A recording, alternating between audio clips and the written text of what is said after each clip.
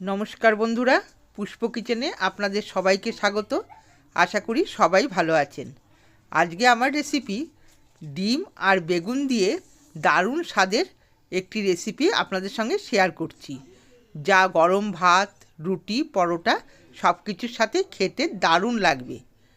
দেখুন, আমার সাথে থাকুন, পুরো ভিডিওটা দেখার অনুরোধ রইল।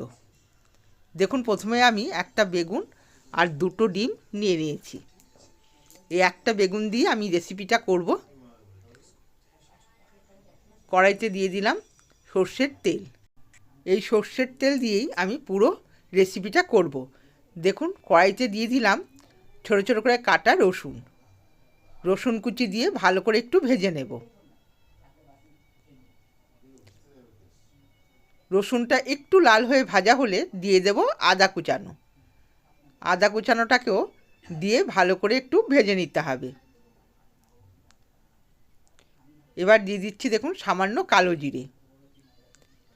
কালো জিরে দিয়ে দিলাম। এবার দিয়ে দেবো কোচানো লঙ্কার পরিমাণটা আপনাদের নিজেদের ইচ্ছা মতো দেবেন, যতটা ঝাল খাবেন ততটাই দেবেন। লঙ্কাটা দিয়ে একটু নেড়েচেড়ে ভেজে এবার দিয়ে দিচ্ছি কোচানো পেঁয়াজটা দিয়ে ভালো করে লঙ্কা, আদা, রসুনের সাথে সুন্দর করে ভেজে নিতে হবে।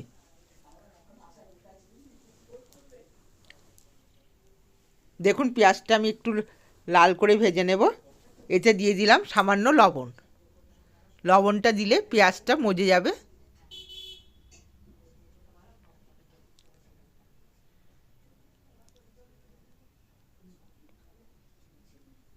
এবার পেঁয়াজটাকে সাইডে রেখে তেলটাকে একটু সরিয়ে নেব।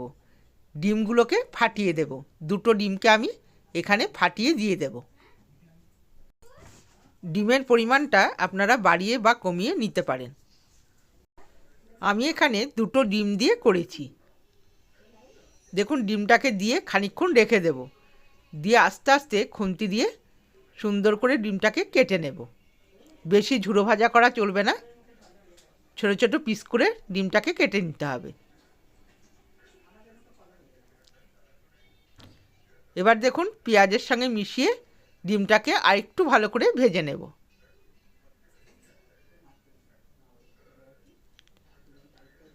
ডিম ভাজাটা হয়ে গেছে। এবার দিয়ে দিলাম ধনের গুঁড়ো। বড় চামচের 1 চামচ ধনের গুঁড়ো দিলাম। আর হাফ চামচ জিরের গুঁড়ো। কাশ্মীরি লঙ্কার গুঁড়ো হাফ চামচ। এখানে ঝাল লঙ্কার গুঁড়ো ব্যবহার করব না, যেহেতু আমি কাঁচা লঙ্কা একটু বেশি করেই দিয়েছি। এবার দিয়ে দিচ্ছি 1 চামচ হলুদের গুঁড়ো। দিয়ে ভালো করে মশলাটা দিয়ে কষিয়ে নেব। এখানে জলের ব্যবহার আমি করব না। দেখুন, মশলাটা সুন্দর করে কষিয়ে নিচ্ছি। এবার দিয়ে দিচ্ছি মটরশুঁটি।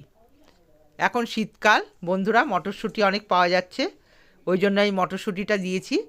আর যখন মটরশুঁটি আপনাদের হাতে কাছে থাকবে না, না দিলেও অসুবিধা নেই।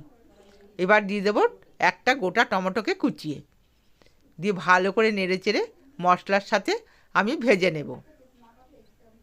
টমেটোটার কাঁচা গন্ধটা যতক্ষণ না যায় ততক্ষণ আমি ভাজবো এটাকে। এবার দিয়ে দিচ্ছি ডুমো ডুমো করে কাটা বেগুনগুলো। একটা বেগুনকে আমি দেখুন ডুমো ডুমো পিস করে কেটে নিয়েছি। খুব ছোটও নয়, আবার খুব বড়ও নয়। মশলাটার সাথে মিশিয়ে বেগুনটাকে ভালো করে নেড়েচেড়ে মিশিয়ে নেব।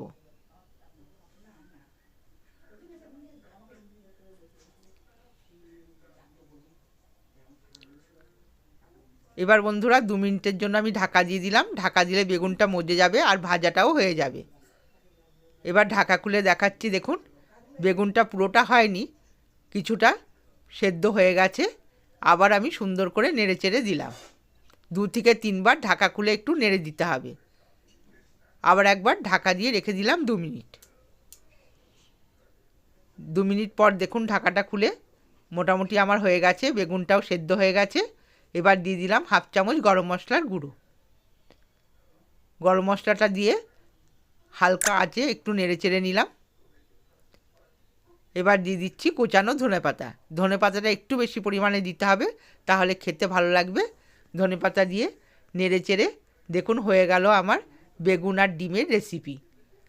বন্ধুরা, আমার ভিডিওগুলো যদি ভালো লেগে থাকে আমার চ্যানেলটিকে সাবস্ক্রাইব করবেন, লাইক করবেন আর কমেন্টসে জানাবেন আপনাদের কেমন লাগলো। দেখুন বন্ধুরা, একটা প্লেটে আমি সার্ভ করে নিয়েছি। এবার আমি পরিবেশন করব। আজকের মতো ভিডিওটা এখানেই শেষ করছি। সকলে ভালো থাকবেন। ধন্যবাদ।